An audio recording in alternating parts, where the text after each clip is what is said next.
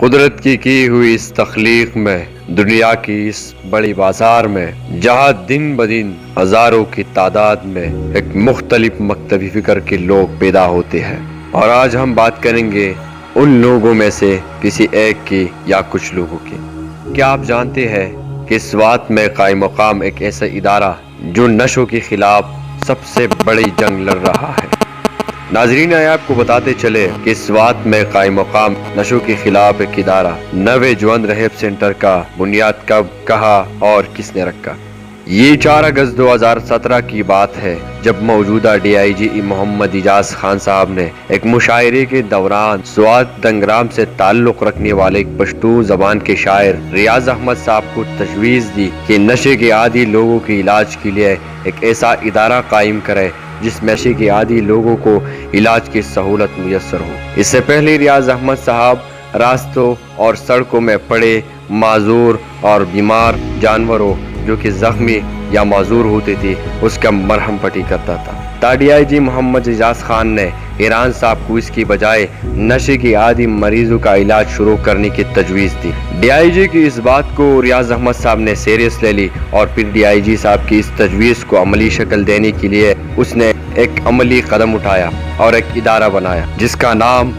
نوجوان رہب سینٹر رکھا گیا، اور 14 اگست 2017 کو اس ادارے کا بنیاد سینٹرل ہسپتال سیدھو شریف سوات میں ریاض احمد حیران صاحب نے رکھا۔ 5 ماہ کے لگاتار کوششوں اور ان تک محنت کے بعد جنوری 2018 کو ڈی پی او سوات کے تعاون سے ایم ایس نے سائیکائٹری وارڈ ریاض احمد حیران صاحب کے حوالے کر 4 ماہ میں ریاض احمد حیران صاحب نے بہت مریضوں کا علاج کیا، جس میں 124 مریضوں کی نشے کی عادت چھوٹ گئی اور وہ ایک بار پھر کامیاب زندگی کی طرف چل پڑی۔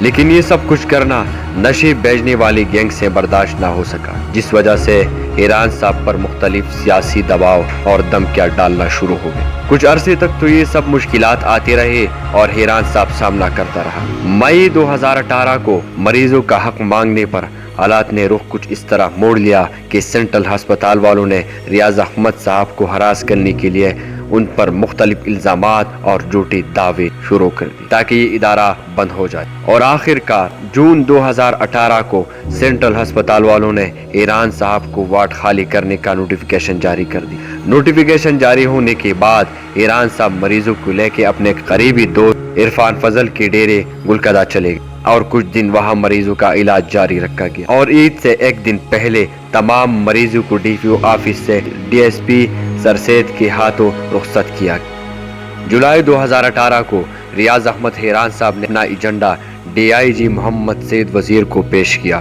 جو کہ ڈی آئی جی صاحب کو بہت پسند آیا اور اس کار خیر میں ساتھ دینے کا عہد کیا، اور اسی وقت ایس پی خانخیل کو آرڈر جاری کیا کہ منشیات کی لت میں مبتلا مریضوں کے لیے سوات میں کسی چوکی کا بندوبست کیا جائے، جس پہ ایس پی خانخیل صاحب نے پوری ایکشن لیتے ہوئے بنڈ چوکی ریاض احمد حیران صاحب کی حوالے کر دی۔ لیکن بہت عرصے سے ویران پڑی تھی تو پولیس اہلکاروں کی مدد سے 25 دن کام کرنے کے بعد مرمت مکمل ہوئی اور پھر نوجوان رہب سینٹر کے حوالے کر دی گئی، اور پھر 8 ماہ بعد پولیس کو ذاتی طور پر ضرورت پڑی تو پھر سے سینٹر ہٹانے کی نوٹیفیکیشن جاری کر دی، جس میں صرف 3 دن کا مہلت، جو کہ ایک بہت کٹن فیصلہ تھا، لیکن اور کوئی چارہ نہیں تھا، تو اس لیے سڑک کے کنارے ایک بنگلہ تھا، اس کو کرایہ پر لے لیا۔ لیکن وہاں جانے کے بعد پتا چلا کہ یہاں پر پانی بالکل نہیں ہے۔ یہ بات جان کر ریاض احمد حیران صاحب کو ایک اور جھٹکا لگا، لیکن جیسے کہ ہم نے پہلے ہی کہا کہ اور کوئی چارہ نہیں تھا، تو مجبوراً وہاں رکنا پڑا اور 10 دن تک برتنوں میں پانی لانا پڑا۔ لیکن ہر دن یہ کام کرنا بہت ہی مشکل تھا، تو اس لیے وہاں سے بھی جانا پڑا۔ تو شگئی میں ایک خالی بلڈنگ تھا جس کا 50,000 روپے ماہانہ کرایہ تھا، لیکن مجبوری کی صورت میں اس کو کرایہ پر لے لیا۔ یاد رہے کہ کرایہ کے ساتھ ڈاکٹرز کی تنخواہی بھی ریاض احمد صاحب کو جیب سے دینے ہوتے تھے، جو کہ آج کے دور میں بہت بڑی قربانی ہے جو ریاض صاحب مسلسل دیتے رہے۔ لیکن اس سے بھی بڑا مسئلہ یہ تھا کہ جب وہاں پہلا دن گزرا تو معلوم ہوا کہ یہاں تو سیکیورٹی اور نکاسی کے نظام بالکل خراب ہے، جو کہ ایک بہت بڑا مسئلہ تھا جس کی وجہ سے وہاں رہنا انتہائی مشکل تھا۔ لیکن ہر طرف مجبوری ہی مجبوری تھی، تو 10-15 دن گزارنے کے بعد وہاں سے پٹانی منتقل ہو گئے۔ وہاں جا کر امید کی ایک کرن جاگی اور 6 ماہ تک وہاں کام جاری رہا، لیکن ریاض احمد حیران صاحب کو سینٹر کو کامیاب بنانے کے لیے اور بھی بہت مشکلات درپیش تھے، جن میں سر فہرست مریضوں کے علاج کے ساتھ ساتھ کھانے کا انتظام، بجلی کا بل، بلڈنگ کا کرایہ، ڈاکٹرز کے تنخواہیں اور وغیرہ وغیرہ۔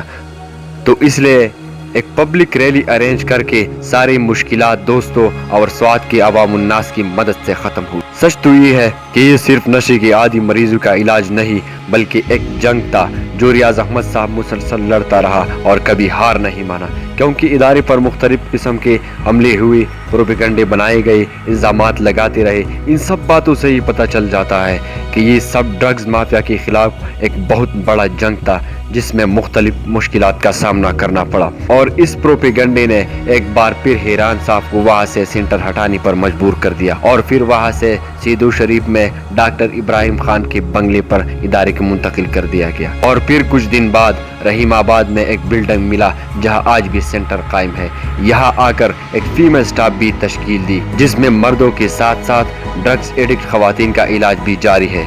2017 سے لے کر 2021 تک اس ادارے نے تقریباً 1000 سے زائد مریضوں کا علاج کیا، اور بہت سارے مشکلات کا سامنا کرنے کے بعد یہ ادارہ آج بھی قائم و دائم ہے اور پوری جوش اور جذبے کے ساتھ اپنا کام کر رہی ہے۔ مشکلات جتنی بھی آئی، لیکن حیران صاحب نے ڈٹ کر مقابلہ کیا۔ تمام عمر میں ہر صبح کی اذان کے بعد ایک امتحان سے گزرا، ایک امتحان کے بعد بالآخر قدرت نے بھی انصاف کیا اور ریاض احمد حیران کو سماج سیوا پر مختلف ایوارڈ اور 2 مرتبہ گولڈ میڈل سے نوازا۔ میرے دل میں چاہو حسرت کبھی تھی، نہ ہے نہ ہوگی، مجھے اس جہاں کی چاہت کبھی تھی، نہ ہے نہ ہوگی۔